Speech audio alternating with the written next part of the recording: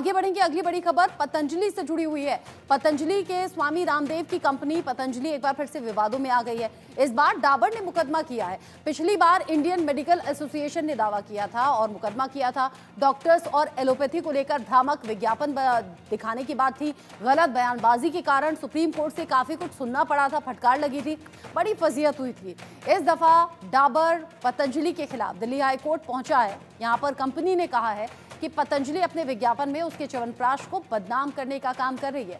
डाबर की शिकायत यह है कि पतंजलि के विज्ञापन में बाबा रामदेव झूठा दावा कर रहे हैं कि सिर्फ पतंजलि का ही च्यवनप्राश असली है, बाकी सभी ब्रांड्स को आयुर्वेद का ज्ञान नहीं है। डाबर ने अदालत से मांग की है कि पतंजलि के उस विज्ञापन पर रोक लगाई जाए जिसमें उसके च्यवनप्राश उत्पादों को कमतर दिखाया जा रहा है। ये मामला जस्टिस मिनी पुष्करना के कोर्ट में है और उन्होंने पतंजलि को नोटिस जारी कर दिया है।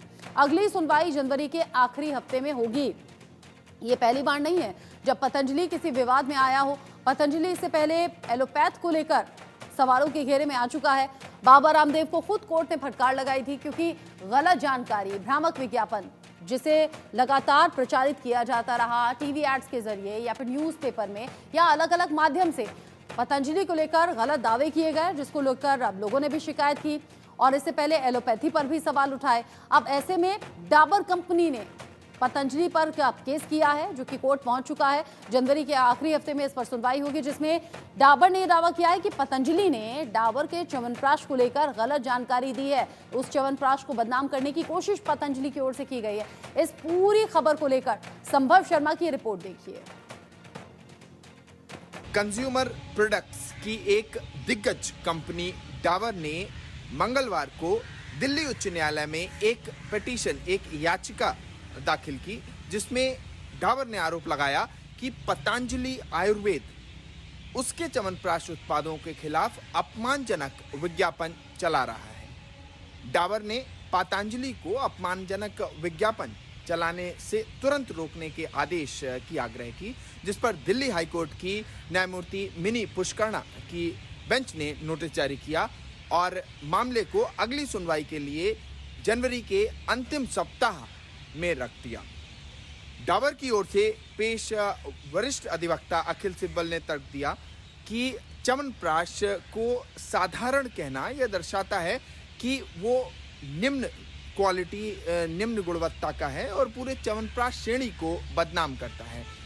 और च्यवनप्राश अपने आप में एक पारंपरिक औषधि है और उसका पारंपरिक एक फॉर्मूला है और उस फॉर्मूले के अनुसार ही वो औषधि बनाई जाती है। तो किसी भी च्यवनप्राश को उच्च या निम्न कहना गलत है।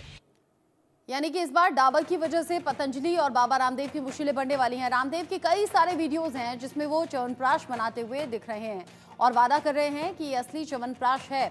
इसको लेकर दावे तो हैं, लेकिन दावों में सच्चाई क्या है उसको लेकर अलग अलग वजह से बाबा रामदेव और पतंजलि इससे पहले भी घिर चुके हैं। अश्वगंधा को थोड़ी मात्रा में मिलाएंगे और शेष शतावर, वो टेस्ट में बड़ा अच्छा होता है। शतावर सफेद मूसली, ये जो है सफेद मूसली है, इसको भी आप एक उचित मात्रा में लगभग 1 किलो में आप ये 10-10 ग्राम मिला सकते हो और ये शतावरी हो गया। और इसको मिला करके अश्वगंधा, शतावर, सफेद मूसली और इसको ऐसे हिला दिया। ये च्यवनप्राश बन करके तैयार हो गया। अब इसको पहले तो मैंने आपको बताया खांड की चाशनी में, खांड की चाशनी में ऐसे बनाया जाता है। लिखने में शुगर लिख देते हैं लेकिन ये खांड की चाशनी में बना है। क्या जबरदस्त जो है च्यवनप्राश आपको दिख रहा है, तैयार हो गया है। जब इस पिष्टी को थोड़ा ज्यादा भून देते हैं तो थोड़ा और ज्यादा डीप ब्राउन कलर की हो जाती है। हमने पूरे देश को केसर भी उपलब्ध कराया हुआ है। हम केसर युक्त च्यवनप्राश बनाते हैं। अब इस केसर के थोड़े से भी दाने इसके अंदर डाल दिए तो ये केसरिया च्यवनप्राश हो गया।